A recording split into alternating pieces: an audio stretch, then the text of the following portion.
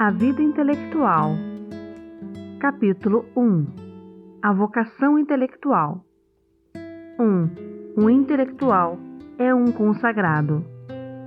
Falar de vocação é referir-se àqueles que pretendem fazer do trabalho intelectual sua própria vida, tanto os que têm todo o seu tempo para dedicar ao estudo, como os que, empenhados em suas ocupações profissionais, reservam para si um feliz suplemento e recompensa, o desejo profundo do espírito. Digo profundo para descartar a ideia de um verniz superficial. Uma vocação não se satisfaz com vagas leituras e pequenos trabalhos dispersos. Exige penetração em continuidade, um esforço metódico que vise uma plenitude que corresponda ao apelo do espírito e aos recursos que ele nos quis comunicar. Esse apelo não deve ser prejulgado. Entrar por um caminho que não se pode trilhar com segurança só pode resultar em fracassos. O trabalho impõe-se a todos e depois de uma primeira formação onerosa, seria uma tolice deixar o espírito recair pouco a pouco na indigência inicial. Mas uma coisa é a tranquila conservação do que adquirimos, outra, a retomada desde seus fundamentos de uma instrução que reconhecemos provisória, que consideramos apenas um ponto de partida. Este último é o estado de espírito de um vocacionado. Ele exige uma séria resolução. A vida de estudos é austera e impõe pesadas obrigações. Ela recompensa largamente, mas requer uma dedicação de que poucos são capazes. Os atletas da inteligência, como os do esporte, devem prever privações, longos treinamentos e uma tenacidade às vezes sobre-humana. É preciso doar-se de todo o coração para que a verdade se doe. A verdade só serve a seus escravos. Uma tal orientação não deve ser assumida antes de um profundo e demorado exame. A vocação intelectual é como todas as outras, está inscrita em nossos instintos, em nossas capacidades, em não sei que impulso interior que a razão controla. Nossas disposições são como as propriedades químicas que determinam para cada corpo as combinações que esse corpo pode realizar. Elas não podem ser criadas, vêm do céu e da geração natural. Toda a questão se resume em ser dócil a Deus e a si mesmo, depois de ter ouvido essas duas vozes.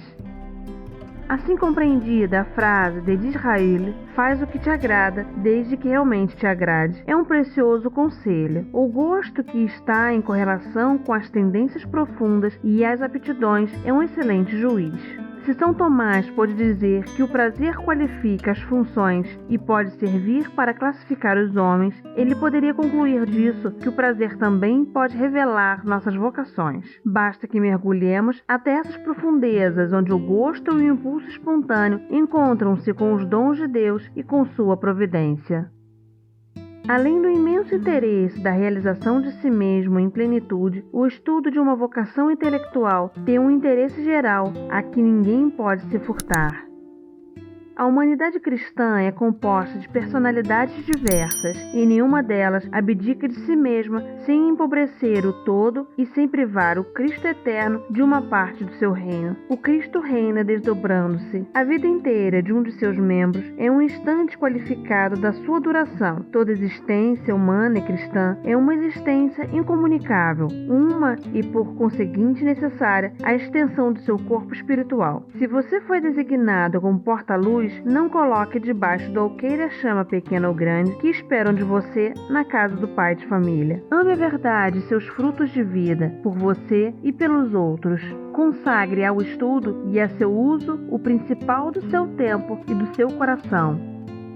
Todos os caminhos, exceto um, são maus para você, pois afastam-se da direção em que sua ação é esperada e requerida. Não seja infiel a Deus, a seus irmãos e a si mesmo, rejeitando um apelo sagrado.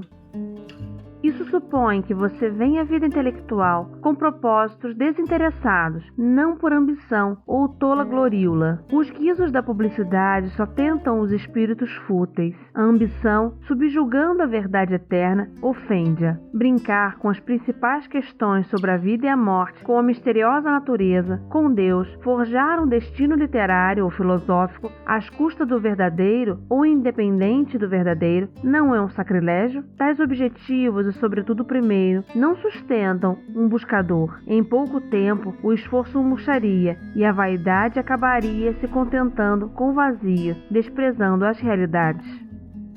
Mas isso supõe também que você acrescente a aceitação do objetivo, a aceitação de seus meios, sem que a obediência à vocação não seria nada. Muitos desejariam saber. Uma vaga aspiração dirige as multidões a horizontes que a maioria admira de longe, como o doente de gota ou o sonhador olham para as neves eternas. Obter sem pagar é um desejo universal, mas é o desejo de corações covardes e de cérebros enfermos. O universo não acorre ao primeiro chamado, e a luz de Deus não vem à sua lamparina sem um insistente rogo de sua alma. Você é um consagrado, queira o que quer a verdade, consinta por ela em mobilizar-se, em instalar-se em seus próprios domínios, em organizar-se e, por ser inexperiente, em apoiar-se na experiência dos outros.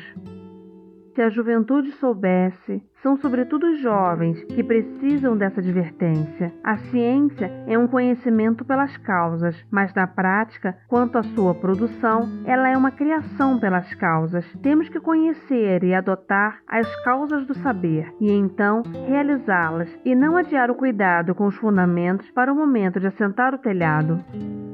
Nos primeiros anos livres, depois dos estudos, com a terra intelectual recém-revolvida, com as sementes lançadas, que belas culturas poderiam surgir. É um tempo que não voltará mais, um tempo de que se viverá mais tarde. Como ele for, assim será o homem, pois não há como depois plantar novas raízes. Vivendo superficialmente, sua punição será ter negligenciado, no tempo favorável, o futuro, que é sempre uma herança. Que cada qual pense nisso no momento em que pensar ainda sobre ser proveitoso. Quantos jovens que têm a pretensão de se tornarem trabalhadores desperdiçam miseravelmente seus dias, suas forças, sua seiva intelectual, seu ideal. Ou não trabalham e sobra-lhes tempo, ou trabalham mal, caprichosamente, sem saber nem quem são, nem para onde querem ir, nem como se caminha. Cursos, leituras, amizades, dosagem de trabalho e de repouso, de solidão e de ação, de cultura geral e da especializada, espírito de estudo, arte de extrair e utilizar as informações adquiridas, realizações provisórias que anunciam o próximo trabalho, virtudes a obter e a desenvolver, nada é previsto e nada se realizará. Entretanto, que diferença em igualdade de recursos entre aquele que sabe e que prevê e aquele que segue ao sabor das correntezas. O gênio é uma longa paciência, mas uma paciência organizada, inteligente. Não é preciso ter faculdades extraordinárias para realizar uma obra, basta uma simples superioridade. O resto é dado pela energia e por sua judiciosa aplicação. É como se dá com um trabalhador probo, econômico e fiel à sua tarefa. Ele a cumpre, enquanto o inventor é muitas vezes um fracassado e amargurado. O que disse vale para todos. Aplico-o, entretanto, especialmente àqueles que sabem que dispõem apenas de uma parte de sua vida, a menor, para se dedicar aos trabalhos da inteligência. Esses devem, mais que os outros, ser consagrados. O que não podem distribuir ao longo de toda a vida terão que reunir em um espaço exíguo. O ascetismo especial e a heróica virtude do trabalho intelectual deverão ser seu exercício cotidiano, mas se consentirem nessa dupla oferecida de si mesmos, digo-lhes, em nome do verdadeiro Deus, que não desanimem. Se não é preciso gênio para produzir, é ainda menos necessário ter plena liberdade. Mais ainda, esta tem armadilhas que as obrigações rigorosas podem ajudar a vencer. Uma corrente comprimida por margens estreitas chegará mais longe. A disciplina de um ofício é uma grande escola. Ensina o homem de estudos a ampliar suas possibilidades. Coagido, concentra-se mais, aprende o valor do tempo, refugia-se com entusiasmo nessas raras horas em que, cumprido o dever, abraça seu ideal, nas horas que frui da ação eleita, depois da ação imposta pela dura existência. O trabalhador que encontra, assim, no novo esforço, a recompensa do esforço antigo, que dele faz seu tesouro de avaro, é normalmente um apaixonado. Não se consegue apartá-lo do que está assim consagrado pelo sacrifício. Se o seu caminhar parece mais lento, ele é capaz de levá-lo mais longe. Pobre tartaruga laboriosa, não se diverte, persevera e, ao cabo de poucos anos, terá ultrapassado a lebre indolente, cujo andar desenvolto causa inveja a seu dificultoso caminhar. Pense agora no trabalhador isolado, privado de recursos intelectuais e de contatos estimulantes, enterrado em algum fim de mundo, onde parece condenado a definhar, exilado longe das ricas bibliotecas, dos cursos brilhantes, do público vibrante, tendo somente a si mesmo e obrigado a tudo extrair desse fundo inalienável. Ah, que também esse não desanime, se tem tudo contra si, que persevere a si mesmo e que isto lhe baste. Um coração ardente tem mais chances de triunfar, mesmo em pleno deserto, que um perdulário jovem opulento do bairro latino. Ainda aqui, a dificuldade pode ser uma fonte de forças. Nas montanhas, só tensionamos os músculos nas passagens difíceis. As sendas planas deixam-nos relaxados e a frouxidão, desatenta logo, se mostra funesta. O que vale mais do que tudo é o querer, um querer profundo, querer ser alguém, chegar a algum lugar, ser já, pelo desejo, esse alguém qualificado por seu ideal. O resto sempre se arranja. Livros há em qualquer lugar e pouquíssimos são necessários. Contatos, estímulos podem ser encontrados em espírito na solidão. Os grandes homens estão aí, presentes a quem os invoca, e os grandes séculos passados impulsionam o pensador ardente. Cursos, quem deles dispõe, não os frequenta ou os frequenta mal, se não tiver em si a que recorrer na falta de um tal privilégio. Quanto ao público, se ele por vezes o estimula, frequentemente perturba, dispersa e por causa dos 2 centavos que encontra na rua, você poderá perder uma fortuna. Mais vale a solidão apaixonada, em que toda semente produz 100 por 1 e todo raio de sol um dourado outonal.